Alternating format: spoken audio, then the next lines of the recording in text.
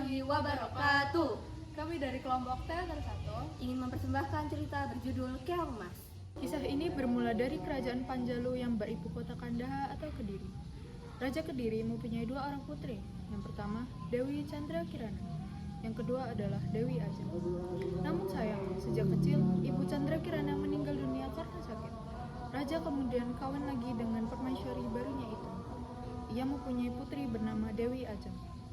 Chandra Kirana adalah gadis yang cantik, baik budi pekertinya, perasaannya halus, dan hatinya lembut. Ia disukai semua orang. Sementara itu, Dewi Ajeng permaisuri yang baru, wajahnya juga cantik, tapi masih lebih cantik dan lembut wajah Chandra Kirana. Ada bayangan watak kejam dan kaku pada diri Ajeng. Raja Daha sudah merencanakan bahwa 40 hari sejak perkenalan itu akan dilakukan pertunangan resmi. Raden Inu Kertapati bersama keluarga Istana Jenggala akan datang melamar Chandra Kirana. Waktu pertunangan itu hanya tinggal beberapa hari saja. Chandra Kirana sudah mempersiapkan diri dengan sebaik-baiknya. Terbayang oleh Dewi Ajeng pada saat Raden Inu Kertapati berada di Istana Daha. Di Taman Kaputren, pemuda di taman itu berbincang dengan mesra dengan Chandra Kirana. Sakit hati Dewi Ajeng jika ingat hal itu. Diam-diam, dia tidak suka Chandra Kirana akan dijadikan pendamping hidup Raden Inu Kertapati. Malam harinya, Dewi Ajeng berunding dengan ibunya. Ada apa, Naku? Kenapa wajahmu cemberut begitu? Ini tidak bisa dibiarkan, Ibu. Apanya yang tidak bisa dibiarkan? Chandra Kirana, Ibu. Dia tidak boleh bersanding dengan Raden Inu Kertapati. Memangnya kenapa? Bukankah sebentar lagi mereka akan bertunangan? Sebab itu, Ibu, aku akan menggagalkannya dengan berbagai cara. Sebab apa, Naku? Sebab aku mencintai Raden Inu Kertapati, Ibu. Loh, kenapa tidak kamu katakan sejak awal? Ini bagaimana, Ibu? Ibu tidak membela anak Ibu sendiri. Jangan salah paham, anakku. Kamu adalah anak kandungku satu-satunya. Tentu saja aku akan membelamu.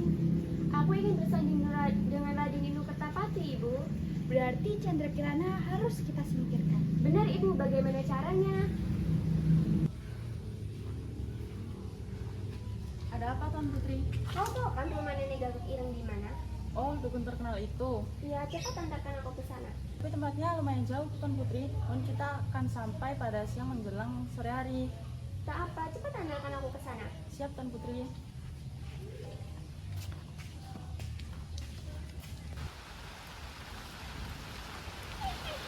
Ada perlu apa datang kemari, anak manis? Nenek, tolonglah aku. Ya, aku akan menolongmu. Seperti dulu aku menolong ibumu. Jadi ibuku pernah kemari.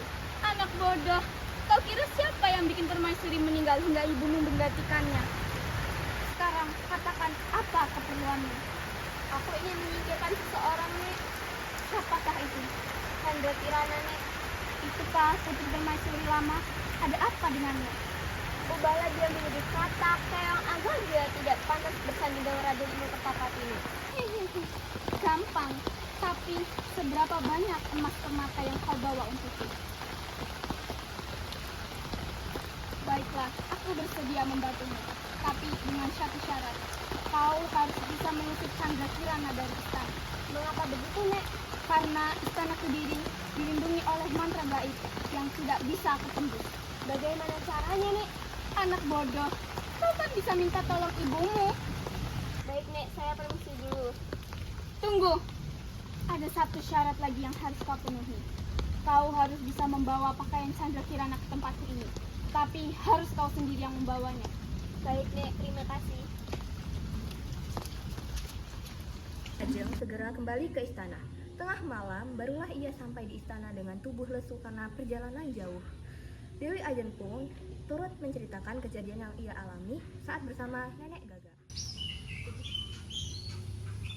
Ibu, nenek Gagak Ireng itu benar-benar jahat sekali. Dia memintaku untuk mengambil pakaian Chandra Kirana, tapi aku tidak boleh mengutus pengawal untuk mengantarkannya ke sana. Harus aku yang mengantarkannya sendiri. Loh, baru begitu saja kamu keberatan. Namanya mengejar cita-cita itu perlu pengorbanan. Jadi, aku harus terus mengantarkannya, Ibu. Jangan malu, mungkin itu sudah menjadi syaratnya. Ada syaratnya lagi, Bu. Dia memintaku untuk dapat mengusir Chandra Kirana dari sana. Tapi, bagaimana caranya, Ibu? Jangan khawatir, kita akan melakukannya dengan mudah. Ya, bagaimana caranya, Ibu? Besok kan Bulan Candrakirana mengaturkan tes kesukaan Gusti Prabu. Cangkirta yang dibawa Candrakirana akan diracun. Bagaimana jika Gusti Prabu meninggal dunia?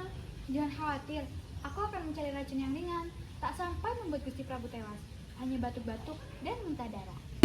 Begitulah rencana dijalankan sebelum Candrakirana melakukan tugasnya. Diam-diam Permaisuri masuk ke ruang dapur, menaruh racun di dalam gelas teh yang telah disiapkan pelayan istana untuk dibawa Candrakirana menghadap ayahanda.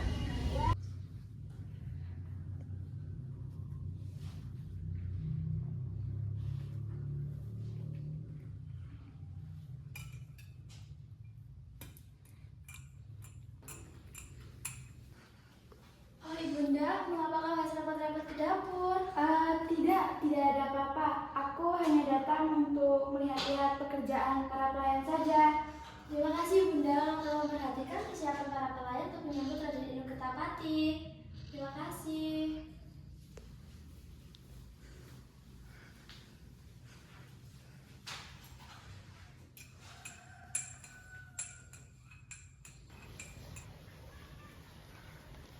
Putriku, kemarilah.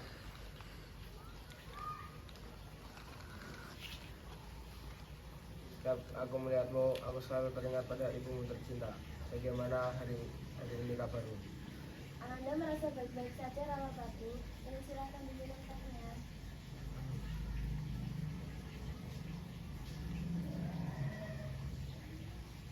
Aku masih ingin berbicara lebih banyak lagi padamu. Ananda merasa bahagia sekali jika nanti Raden Inu Kertapati benar-benar menjadi suami Ananda. Jika perjalananmu terlaksana, maka hubungan kedua kerajaan ini akan semakin akrab dan perjalanan perkawinan Raden Inu Kertapati denganmu membawa berkah bagi kita semua. Semoga demikian adanya ya Rama Prabu.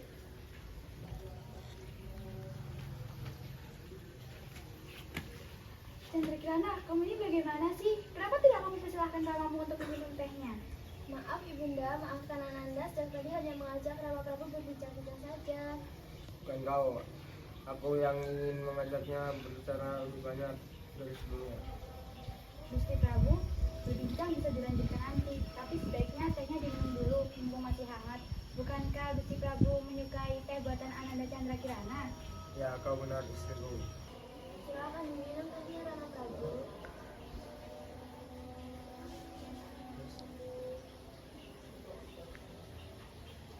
Teh buatanmu emang enak, anakku. Terima kasih Rama Prabu. Rama Prabu, ada apa kiranya Rama Prabu? Candrakirana, apa yang telah kamu lakukan? Teganya kamu hendak membunuh ayah kandungmu sendiri. Kau pasti telah meracuninya. Tidak mungkin saya meracuni Rama Prabu yang salah saya sayangi. Ini buktinya, setelah minum teh itu Rama Prabu menjadi kesel, mual, dan sekarang pingsan. Sudah, jangan banyak bicara. Cepat, panggil tabib istana sekarang juga.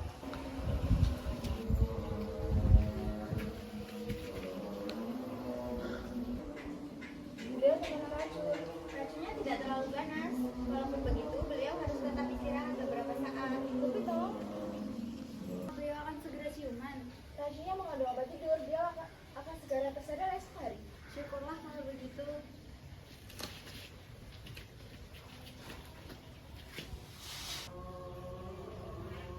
Dan kau, teganya kamu hendak membunuh ayah kandungmu sendiri. Kau pasti ingin beliau segera mati dan kau ingin menggantikan kedudukannya selaku Raja Kediri.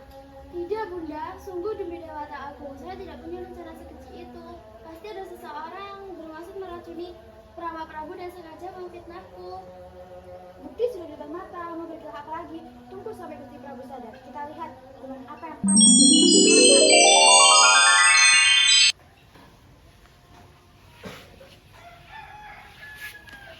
Candrakirana, apa yang kau inginkan?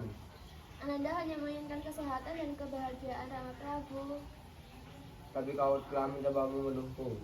Tidak, bukan hamba pelakunya. Hukuman di kerajaan ini harus ditegakkan, tak terkecuali kepada anakku sendiri. Kau seharusnya dijatuhkan hukuman mati, tapi aku bijak. Kau pergi dari istana ini. Bukan hamba pelakunya. Pergi dari hadapanku, nyalah. Hamba Aku harus menyelidiki ini lebih dalam lagi, bukan hamba pelakunya. Pergilah.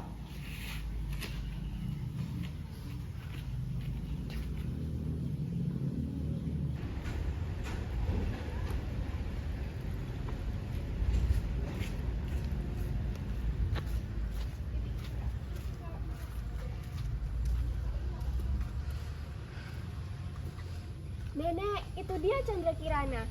Ya, kau tunggu di sini, biar aku saja yang mengurus.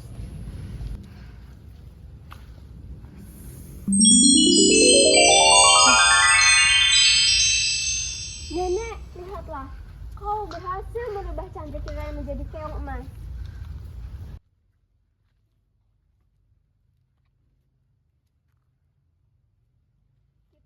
Terserah kamu. Sekarang kamu tidak bisa bersanding dengan Raja Dinu Kertapati. Tidak terlalu enak jika kamu cepat mati. Kamu harus tahu apa artinya hidup menderita.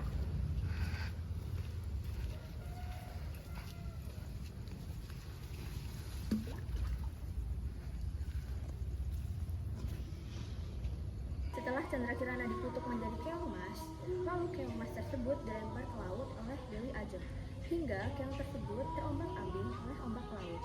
Dan akhirnya keong itu mendarat di pesisir pantai, lalu ditemukan oleh nenek Dodo.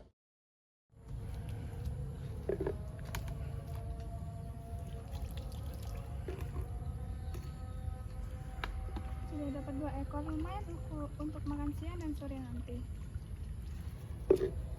Keong apa itu?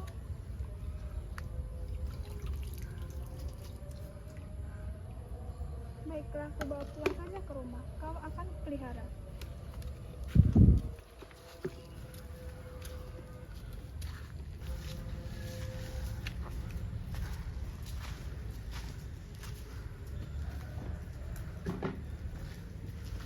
Aku sangat capek hari ini. Segera beristirahat.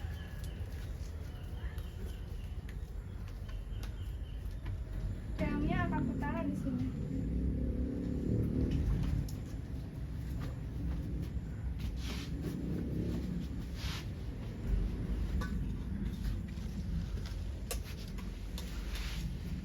Kamu siapa? Aku Chandra Kirana, putri kerajaan Daha. Entah mengapa aku tiba-tiba menjadi keong emas. Lalu kenapa kau memasak makanan untukku? Aku ingin mengucapkan terima kasih kepada nenek. Jadi kau adalah keong emas yang kutemui itu di pantai. Benar nenek, tolong biarkan aku tetap berada di sini bersama nenek. Tidak mengapa, kau boleh tinggal di tempat ini. Aku akan menganggapmu seperti anakku sendiri. Mari kita doa bersama agar kau dikembalikan seperti sedia kala. Saat itu, Chandra Kirana tinggal bersama nenek yang bernama Mbok Rondo Dadapan. Setiap malam tiba, si nenek berdoa kepada Tuhan agar Chandra Kirana dipulihkan seperti sedia kala. Sekarang, Mbok Rondo Dadapan tidak lagi merasa kesepian. Chandra Kirana sudah dianggap seperti anaknya sendiri. Demikian pula gadis itu sudah menganggap wanita itu sebagai ibunya sendiri. Dengan penuh kesungguhan, Mbak Rondo menjalani tirakat untuk kebaikan nasib anak angkatnya. Mbak Rondo sering berpuasa dan mengurangi tidur agar permohonannya kepada Tuhan segera dikabulkan. Sementara itu, di tempat lain, di sebuah desa yang jauh dari keramaian kota, ada seorang pemuda berwajah tampan sedang berkelana. Raden, berhentilah sejenak. Siapa kau? Aku akan memberitahu kemana kekasihmu tidak ada. Sudah sebulan yang lalu aku melihatnya pergi ke arah barat. Benar, Kak? Iya, Makasih, Nek.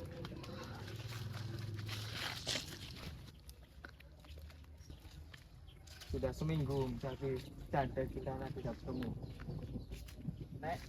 Nek, apakah kau tahu di mana Chandra Kirana berada? aku belum makan 3 hari. Nah, apakah kamu punya makanan? Ada, Nek. Wah, terima kasih, baik sekali kamu. Iya, Nek. Tadi kamu mau kemana? Saya sedang mencari Putri Chandra Kirana, Nek. Oh, Putri Chandra Kirana. Arahnya ke sana. Oh ya, makasih, Nek. Ya. Jangan percaya nenek itu. Dia menunjukkan jalan yang salah. Oh, jadi kamu nenek jati tuh?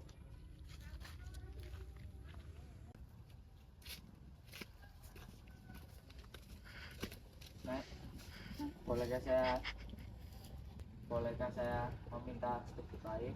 Oh, sebentar nenek ambilkan. Raden, ini minumnya. Terima kasih, Nek. Apakah nenek sedang masak? Oh, bukan, itu Chandra Kirana. Oh, Chandra Kirana. Benarkah, Nek?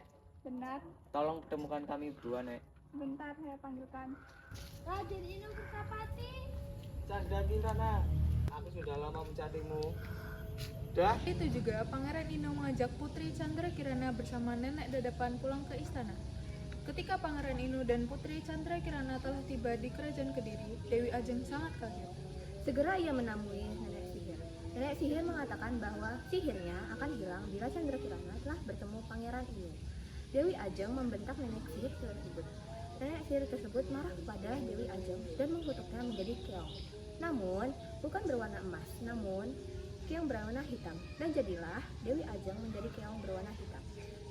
Sehari setelah peristiwa itu, Raden Inung Kertapati dan Chandra Kirana melangsungkan pertunangan. Dan tak lama kemudian mereka melakukan pernikahan dan hidup bahagia. Tamat.